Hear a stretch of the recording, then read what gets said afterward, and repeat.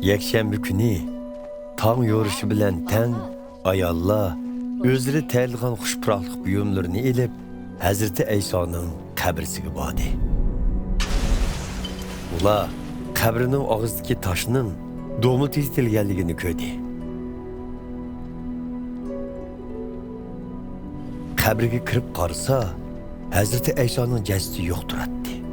Ular ko'zlariga ishonmay turganida to'satdan ularning yenida kiyimlaridan nur chaqnab turadigan ikki kishi paydo bo'ldi.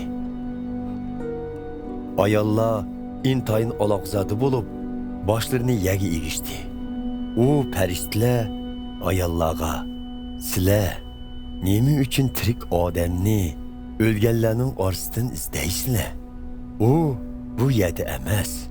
U tirildi. U Galileya o'ksisiz turgan vaqtida sizlarga nima deganligini eslab beqinglar. U inson o'g'li yomon niyatli kishilarning qo'liga topshiriladi. Kreskimi mixlanib o'ltiriladi. Biroq 3-kuni qayta tiriladi degan emasmi?" dedi. Ular Hazrati Aysoning rost shundoq deganligini esiga elishib, qabr yenidan qaytishdi. Ular ko'rganlarining hammasini 11 elchi va boshqa shogirdlarga yetkazdi. Bu ishlarni elchilarga yetkazuvchi ayollar Majdallik Maryam, Yoanna, Yaqubning onasi Maryam va boshqa ayollar edi. Lekin elchilar bu ayollarning aytganlarini quruq gap deb qarab, ularning so'zlariga ishonmadi. Biroq Petrus o'rnidan turib, mozorga yugurib berib, qabrining ichiga qaraganda, yilqi kandir kepandan boshqa hech narsa ko'rmadi.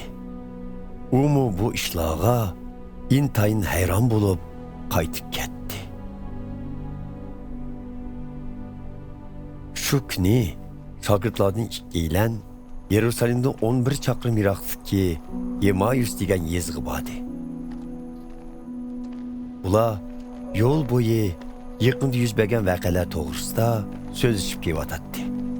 Dal shu chog'da Hazrati Ayso o'zi ularga yaqinlab kelib, ular bilan birga mangdi. Ular Hazrati Aysoni ko'rgan bo'lsa-mu, qandoqdir uni tanishga qurbi yetmadi.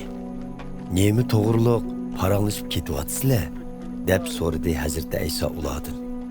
Ular qayg'uli holda qadimni to'xtatdi.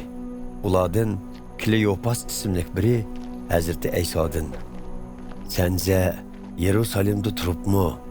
Yaqinda yuz bergan voqealardan qilchi xabaring yo'qmi nima?" deb so'radi. "Nima voqea ekan?" dedi Hazrati Ayso. "Nosiralik Aysoning voqeasi-chu", dedi ular. "U Xudoning oldidami, xalqning oldidami so'z harakatlarining kuchi bor bir payg'ambar edi. Oliy ruhoniylar va oqsoqollarimiz uni vali Platusning oldiga yalab opirib, o'lim jazosiga hukm qildirib, krestga mixlatdi. Biz aslida uni Isroillarga ozodlik olib keladigan kishi deb intizorlik bilan kutib kelgan edik. Biroq bundoq bo'lmay, hozir uning olamdan o'tganiga 3 kun bo'ldi. Lekin qiziq yeri shuki, bugun atiganda oramizdagi bir necha ayol bizni aloqzodi qilib, bizga mundaq bir xabarni yetkazdi. Ular saharda qabrga berib qarasa, Hazrati Aysoning jasadi ko'rinmabdi.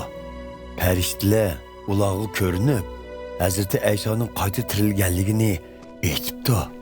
Buning bilan bizdan bir nechalar qabrga berib, ahvolning ayollarning ilqindak ekanligini, Hazrati Aysoning jasadining darvaqa yo'q turganligini ko'rib keldi. Hazrati Ayso ularga mundaq dedi: "Ey nodonlar, payg'ambarlarning aytgan so'zlariga nemoncha tasdi ishinsizlar. Qutquzg'uchi Masih Xudoning shon sharpiga erishishdan burun mana shu jabr jafolarni beshdan kechirishi kerak emasmidi?" Ondan u muqaddas yozmalarda Musa va boshqa barliq payg'ambarlarning o'zi haqida oldin yozilganlarini ularga so'zlab tushundirdi.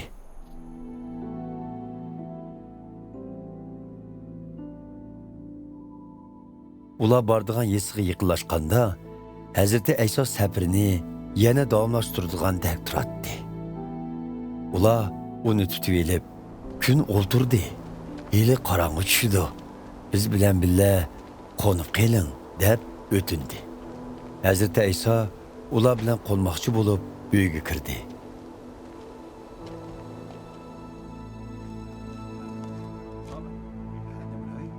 Ular tamoqqa o'tirganda Hazreti Ayso nonni qo'liga elib Xudoga shukr etdi. Ondan nonni o'shtib ularga sundi.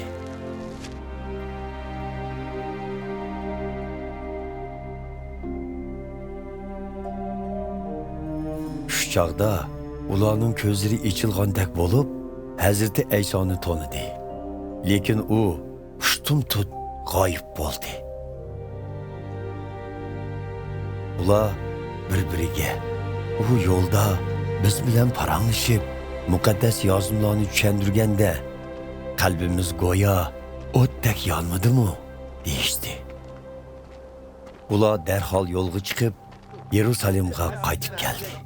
U yerda boshqa elchilar va shogirdlarning bir yerga yig'ilib, Rabbimiz rostdan tirilibdi, u Simonga ko'rinibdi deyishayotganligini angladi.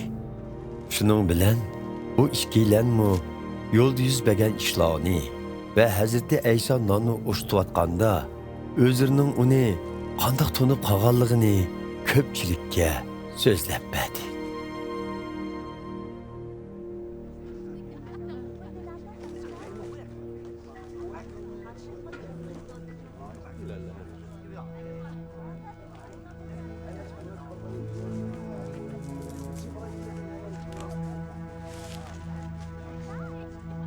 Shogirdlar bu voqea ustida so'rashayotganda to'satdan Hazreti Ayso o'zi ularning orasida paydo bo'lib, "Sizlarga omonlik bo'lsin" dedi.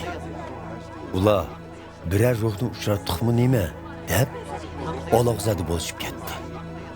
Hazreti Ayso ularga "Nemaga shuncha qo'rqishib ketdinglar? Nemidan gumonlansizlar? Qo'lim bilan putimga qarab beqinglar. Bu men. Tutib baqsanglar, bilsizlar. Ruhning go'sh ustig'ini yo'q. Qaranglar, mening bor" dedi. Hazreti Ayso shundoq degach, put qo'lni ko'rsatdi.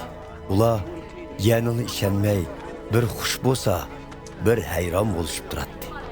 Shuning bilan Hazreti Ayso ulardan "Sizlarda yeydigan narsa bormi?"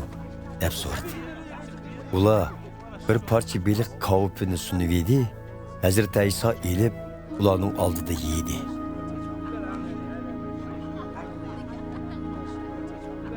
Onda ularga mundaq dedi: "Bu ishlarning hammasini men ilgari sizlar bilan birga bo'lgan vaqtimda aytgan edim.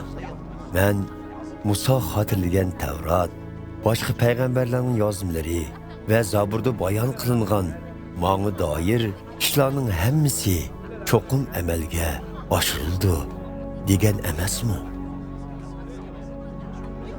Shundan keyin Hazreti Ayso ularning muqaddas yozimlarni tushunishi uchun ularning zehnini ichib mundaq dedi: "Muqaddas yozimlarda oldin mundaq xotirlangan. Qutquzuvchi Masih azob chekib, o'ldirilib, 3-chi kuni o'limdan tirildi. Gunohlarga tavba qilganlarning hammasi u orqali kechirim qilindi" degan xush xabar Yerusalimdan boshlab butun ellarga tarqatildi. Sizlar endi bu voqealarning guvohchilari bo'lasizlar.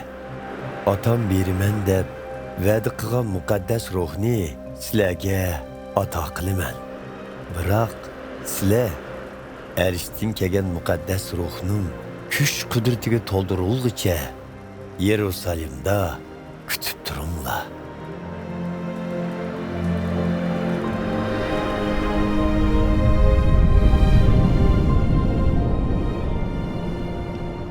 Hazreti Ayso ularni Yerusalimning sirtidagi Baytoniya yesigicha boshlab bordi va qo'llarini ko'tarib ularga baxt tiladi. U baxt tilab etib, ulardan ayrilib osmonga ko'tarildi.